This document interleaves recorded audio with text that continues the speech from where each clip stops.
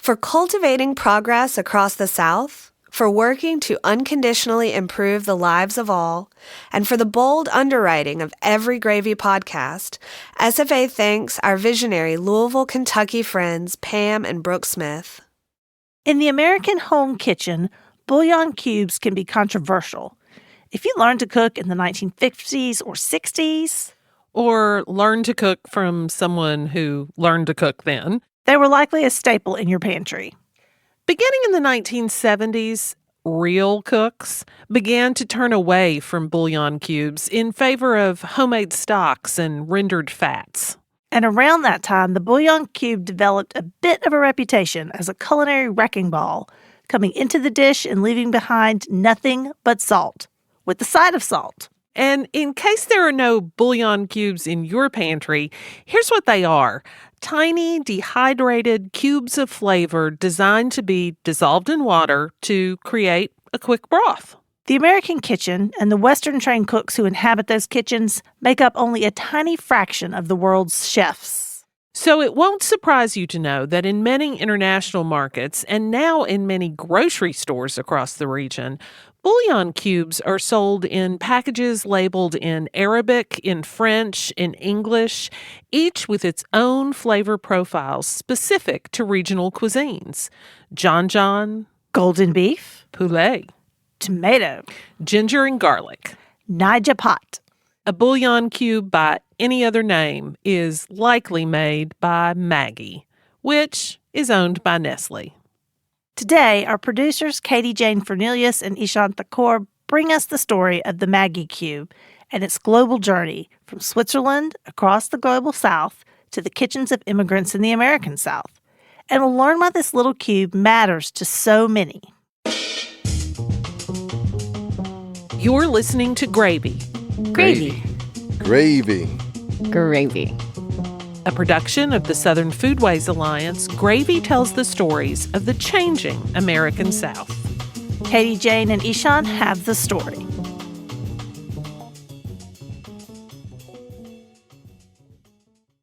I remember one day one of our customers came to buy okra. This is Ola Toyin Adesheo, Toyin for short.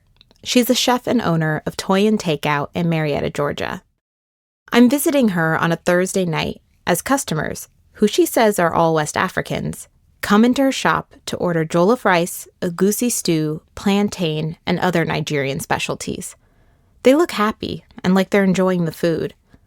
But right now, Toyin is telling me a story about a time when a customer was a little less happy. And when I gave him the food, he said, "Oh, Antonio, this food doesn't taste good." I said, "Good?" I said, "Okay, I'm coming, let me check." I have to go inside and see the one I already cooked. Toyin wondered what could be wrong, so she went back to the kitchen to taste her okra soup. I tasted it, I was like, oh my God, okay, now I missed something. With horror, Toyin realized she forgot one very important ingredient, Maggi. That's Maggi, a popular bouillon cube in Nigeria. Okay, I said, you know what, don't eat no more. Give me like 5 minutes, let me come back and bring another soup for you.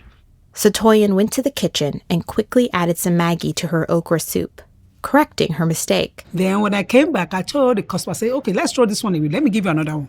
He took it, said, oh my God, this is good now. What do you put in? I said, that's my secret ingredient. I'm not going to tell you.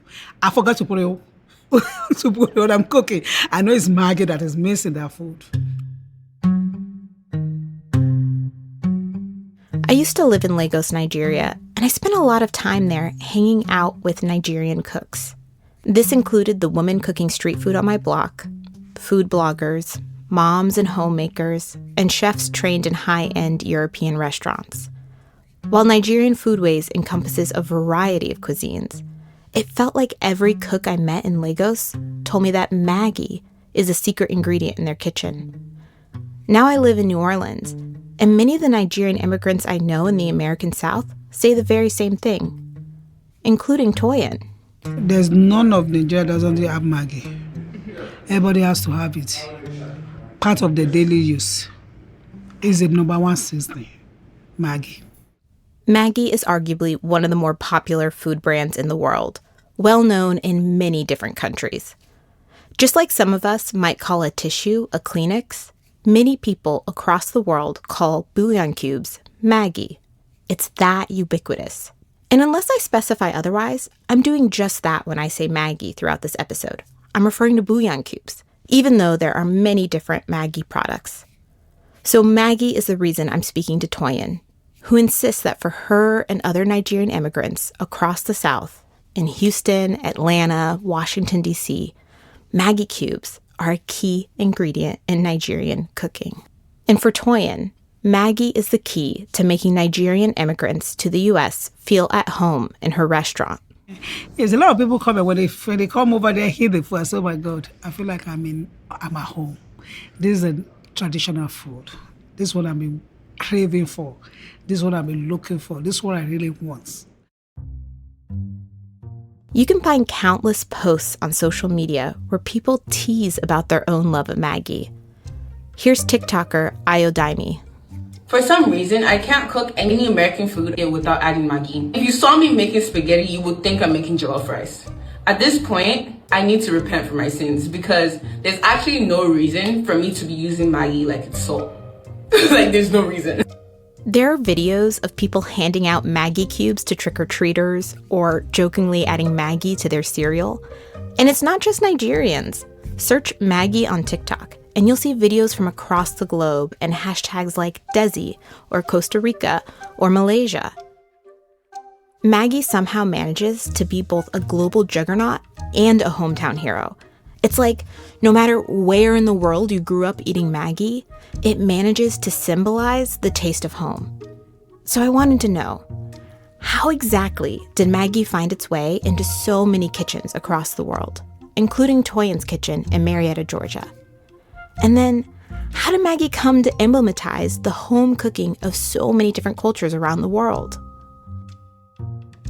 I decided to begin answering this question by talking with Nadia Berenstein, a James Beard Award-winning food writer and a scholar of flavor.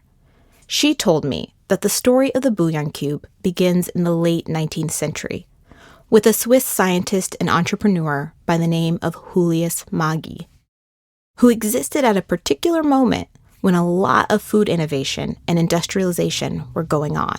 There was this drive to kind of condense things, remove all the things that you didn't need, and just to kind of imagine the food system or a human diet in terms of the bare minimum for thriving. As part of this drive, food scientists have been trying to figure out how to mass produce a quick and condensed version of bouillon, which they could then fortify with additional vitamins and nutrients and sell at a low price point. So they decided to study chicken broth. Now, in order to make chicken broth, you simmer chicken in water, maybe also with some vegetables and other aromatics, and over time, the chicken cooks and breaks down, becoming soft and releasing flavor. It takes hours. But during these hours, something incredible is happening called hydrolyzation. And that basically means blasting proteins apart into their constituent amino acids and other chunks. One of those amino acids is glutamate. You've probably heard of it. It's the G in MSG. Well, scientists figured out that it was glutamate that created the savory flavor.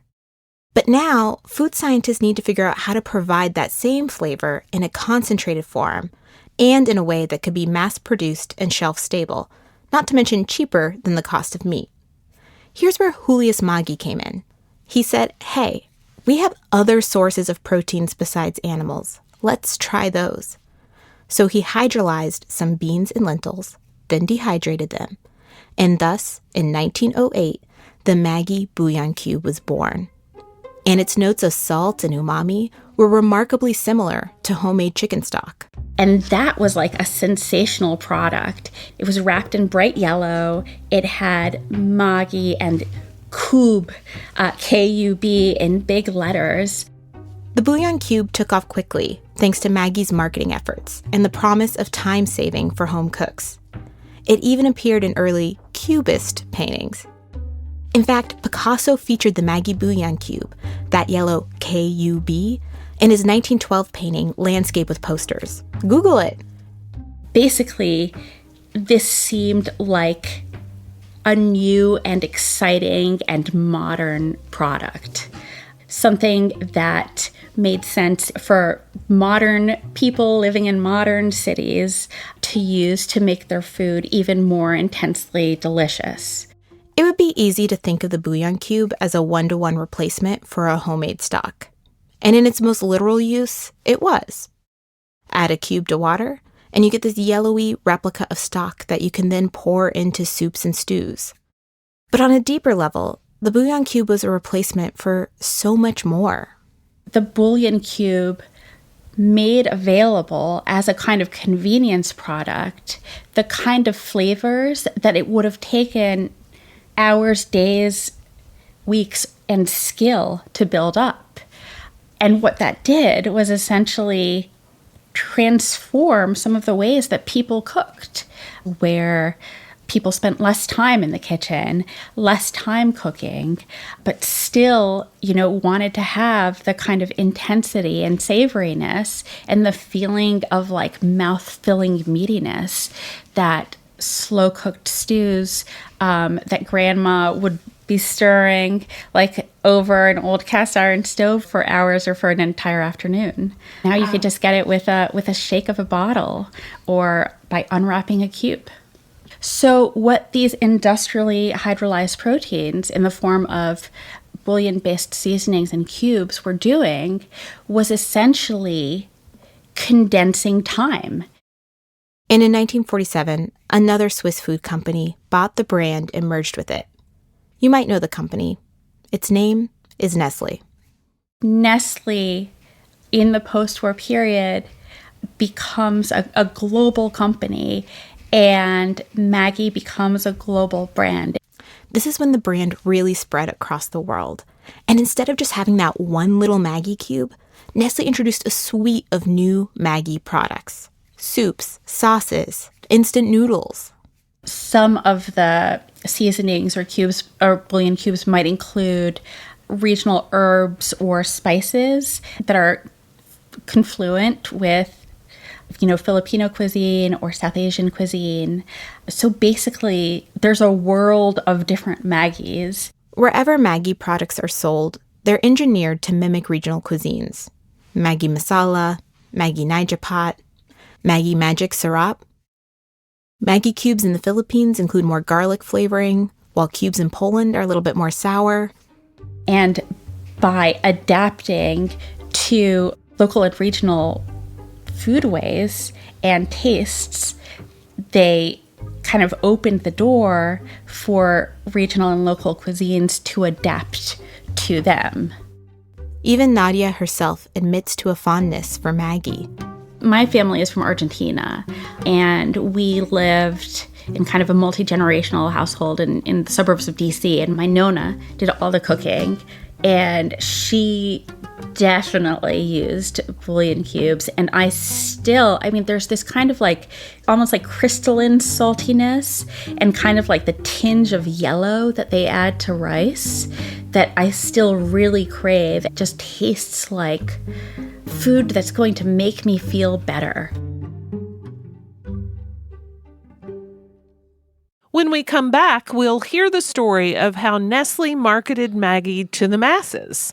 And we'll learn more about how this bouillon cube is finding its way back into pantries across the changing American South. But first, For over 125 years, Lodge has been crafting quality cookware in South Pittsburgh, Tennessee. It started with the iconic Lodge cast iron skillet made for cooking anything, anywhere, and then turned to the seasoned cast iron Dutch oven and camp ovens.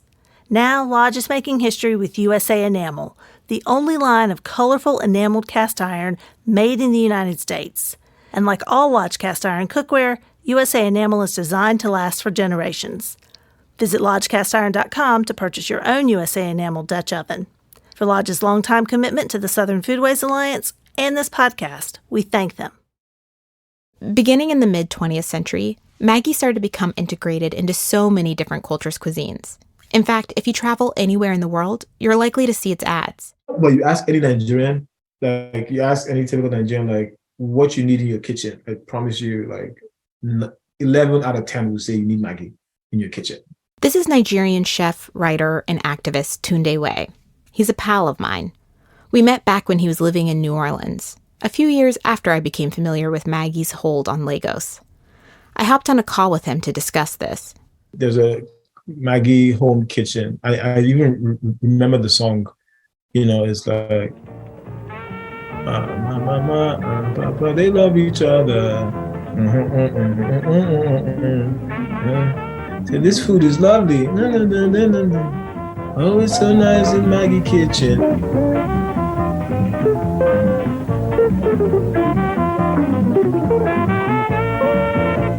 So whatever, I have this song in my head, and it's like, this woman who's cooking all these very traditional Nigerian foods, and she's teaching people how to make the foods, and every dish is Maggie in it. The connections drawn between Maggie, family tradition, and culture are not lost on Tunde. Like, nostalgia is huge for me, but I'm also just aware of how manufactured this nostalgia is, in that these people spent billions of naira or dollars to infiltrate your present in that past that you're nostalgic for, and they kept spending and spending and spending and spending. You have no choice. You have no choice but to be nostalgic. This also connects to what Nadia shared with me about why Maggie was able to be such a powerful brand. So there is this way that they commodify nostalgia by providing the convenience of slow-cooked savoriness. They kind of co-opt the role of grandma or grandpa in stirring the pot. Altogether, this speaks to the trajectory of Maggie. First, it evoked grandma's cooking through its instant savory flavor. And then, through decades of marketing and global reach, it became grandma's cooking. Now, a favorite dish like jollof rice, traditionally made by simmering rice with tomatoes, might not really taste like home-cooked jollof rice unless Maggie is added. And here's where we come back to Nigeria and Nigerian immigrants, and why this story so interested me in the first place. How exactly did the Maggi Bouillon cube manage to become so important to both Nigerians in Nigeria and Nigerian immigrants living in the South? Maggi became popular in Nigeria during a very specific moment in its history, a post-colonial moment, when the country was newly independent from British colonialism, and its leaders were trying to develop a unified Nigerian identity from a big and diverse country made up of hundreds of ethnicities and culinary traditions. Though Nestle had been importing its products into the country since at least the early 20th century, it didn't create its own Nigerian subsidiary until just a year after the country's independence. It's this subsidiary that would help produce and popularize Maggi cubes in the country. In the decades after its independence, Nigeria experienced a petroleum boom and an increase in consumer buying power, motivating Nestle's Nigerian subsidiary to increase its production of bouillon cubes in the country. Nigeria also endured political and economic upheaval, displacing millions of Nigerians across the country and driving many to immigrate to America and the UK. This is all to say, the Maggi cube became popular during a moment when there were big questions as to what it meant to be Nigerian, and corporate marketing stepped in to help tell that story. It also was a moment when Nigerians' lives were changing rapidly. Maybe they were beginning to work in factories and offices. Maybe they were immigrating to big cities like Lagos. Or maybe they were moving across an ocean to go to school or build a life in a new country. All of these conditions made their traditional ingredients a little less available and incentivized the use of a globalized and readily available product, like the Maggi cube. I mean, Nestle is hegemonic, which doesn't have to be a bad thing, but I think in this case, it's not necessarily a great thing. They have like outsized influence, outsized marketing dollars, outsized distribution networks. So they dominate the market, and your choice becomes a non-choice. You have to use it if you want to do the thing that you're trying to do. And I think that is the issue. Their dominance is the issue. For his part, Tunde thinks there should be more choices, especially in North America. So he brought one to market. It's iru, fermented locust beans, one of the traditional ingredients that helps create umami in some Nigerian cuisines. It's sold on Burlap and Barrel, an online purveyor of spices. The locust beans for Tunde's Iru come from Kwara State in Nigeria. In the instructions for use, it recommends that you use Iru instead of MSG or bouillon cubes. I actually ordered some and used it in a chicken stew I made the other day, and I can confirm it's really good. But maybe there doesn't have to be a polarity between Maggi and tradition. Back in Marietta, Toyin walks me through how to make her perfect jollof rice. First, you put hot oil in the pan. Then onions, tomato paste, a little water, pepper. You blend all of that together. Then you add the rest of the water and you heat it up. When it's about to be boiled, you put your secret ingredient, which is the salt, Maggi. But Maggi has to be your food. There's no way you can do it without Maggi. Without Maggi, you can't get your real taste of your food. Yes. After that, you wash and add your rice to this boiling tomato water and let it cook. And after a while, voila, you have a big, beautiful pot of jollof rice. For Toyin, this is what Nigeria tastes like. Maggi make you feel the taste of Nigeria. Yes, Maggi is a product of Nestle. Yes, some people might prefer alternatives, like Iru. But for her, as a person for whom food is a vital connection to her Nigerian upbringing and culture, something that connects her to other Nigerian immigrants, something that's her work, it just wouldn't be the same without Maggi. Or at least it wouldn't taste as good. And the proof, Toyin says, is in this bowl of jollof rice. But I am 100% sure that if you try, you will get hooked to it. There is no going back.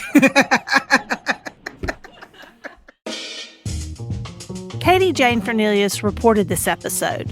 Together, she and Ishan Thakore produced it. Katie Jane Fernelius is a journalist and producer based in New Orleans, Louisiana. Her reporting is taking her into mega churches, comedy clubs, garbage dumps, and private cities across the world. She also has produced radio for Investigation Discovery, Quartz, BBC World Service, Audible, The Guardian, and elsewhere. She received a Fulbright Fellowship and a BBC Sundance Institute Fellowship. Special thanks for this episode go to Yemisi Arabasala, Nadia Berenstein, Tunde Way, and Toyin Adeshayo. We thank Wendell Patrick for Gravy's theme music, Jazar for our donor music. We also owe a huge thank you to Clay Jones in Broadcast Studios for recording and mixing Gravy. These days, when we pour gravy in your ear, it sounds better than ever thanks to Clay. Managing editor for Gravy and all other SFA media is Sarah Camp Milam. Olivia Terenzio is our podcast editor. Fact-checking comes courtesy of Heather Cole. My co-host, Mary Beth Lassiter, is our publisher. Want to learn more about the changing American South? Visit us at southernfoodways.org. Read oral histories, watch films, or listen to this podcast. While you're there, become a member or make a donation. Your dollars fund our work and help us make more gravy. I'm Melissa Hall. I'm Mary Beth Lassiter. Excited to lap up another episode of Gravy? Tell a friend. Pass the gravy boat. There is plenty to go around. Gravy is proud to be a part of APT Podcast Studios.